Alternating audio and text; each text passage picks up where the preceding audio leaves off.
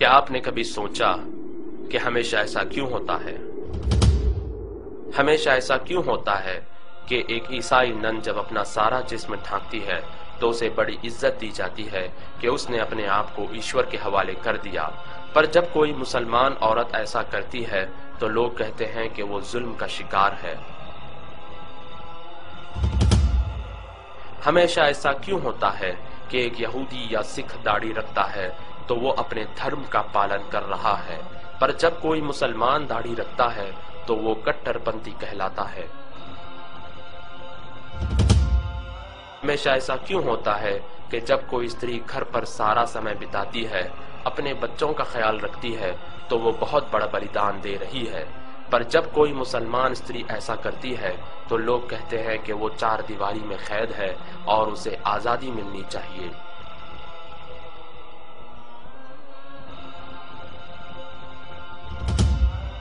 हमेशा ऐसा क्यों होता है कि जब कोई शिक्षक अपने सब्जेक्ट में आगे रहता है तो वो कामयाब शिक्षक कहलाता है,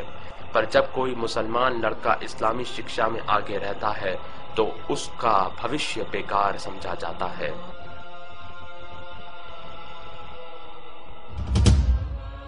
हमेशा ऐसा क्यों होता है कि जब कोई यहूदी या ईसाई किसी का खून करता है तो उसका धर्म नहीं बताया जाता,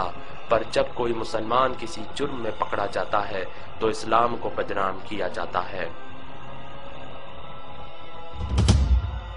हमेशा ऐसा क्यों होता है कि कोई भी लड़की किसी भी तरह के कपड़े पहनकर कॉलेज जा सकती है, पर जब मुसलमान लड़की हिजाब पहनकर कॉलेज जाती है तो उसे गेट पर ही रोक दिया जाता है।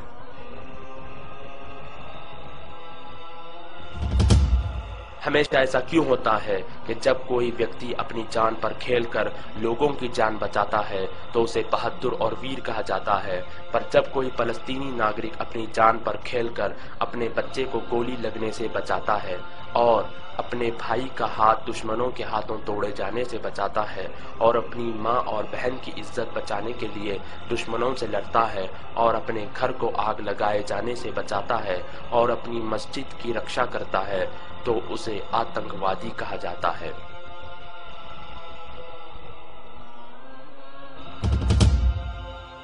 हमेशा ऐसा क्यों होता है कि हम किसी भी प्रकार की समस्या के लिए कोई भी समाधान ले लेते हैं, पर जब उसका उत्तर हमें इस्लाम में मिलता है तो हम इनकार कर देते हैं।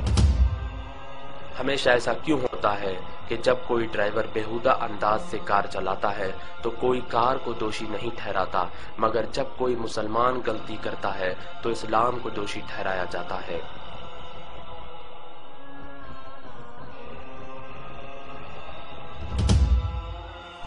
हमेशा ऐसा क्यों होता है कि लोग अखबार और मीडिया में बताई गई हर चीज पर यकीन कर लेते हैं, मगर कुरान में लिखी बातों पर सवाल करते हैं। पर इन सारी चीजों के बावजूद आज पूरी दुनिया में सबसे तेजी से फैलने वाला धर्म इस्लाम है।